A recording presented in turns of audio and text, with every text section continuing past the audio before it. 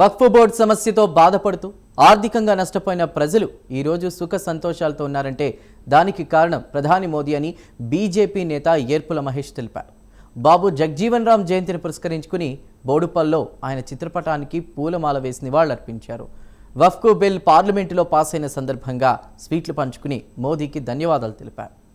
ఈ వక్ఫ్ బోర్డు సమస్య వల్ల ఎన్నో బాధలు పడతారు, ఎన్నో ఇబ్బందులు పడుతుంటారు. అది మనం చూస్తూ ఉన్నాం. మనం దేశం వైపు మొత్తం చూడకపోయినా కనీసం బోడుపల్లో మనం ఎంత ఇబ్బంది పడుతుందో కళ్ళారా మనం చూసాం. ఈ ఇబ్బంది కారణంగా మా బోడుపల్లి నుంచి మా మాజీ అధ్యక్షులు కానీ మేము కానీ ఎన్నో పోరాటాలు చేసినాం.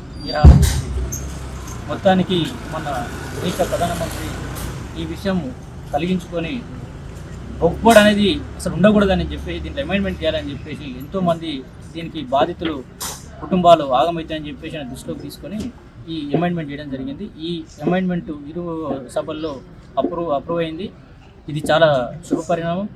అదేవిధంగా మనం చూసినట్టయితే కవిత గారు మంచి స్టేట్మెంట్ ఇచ్చారు. వక్ఫ్ బోర్డుకు మేము ఎగెనెస్ట్ చెప్తున్నాము, వక్ఫ్ బోర్డుకు 8% సహకారం చెప్పిండు. అదేవిధంగా మన జాతీయ అధ్యక్షుడు కాంగ్రెస్ ఖార్గే గారు కూడా స్పష్టంగా చెప్పారు, మేము వక్ఫ్ బోర్డుకు అస్సలు మద్దతు ఇవ్వమని చెప్పేసి.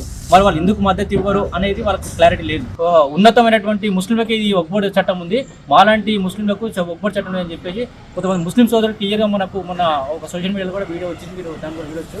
కాబట్టి ఇకనైనా ఈ కాంగ్రెస్ ప్రభుత్వం, బీఆర్ఎస్ ప్రభుత్వం ఈ దొంగ నాటకాలు మానేసి ప్రజలకు ఉపయోగపడే కార్యక్రమాలు చేస్తే చాలా బాగుంటుందని చెప్పేసి ఈ సభాముఖంగా తెలియజేస్తా ఉన్నాను.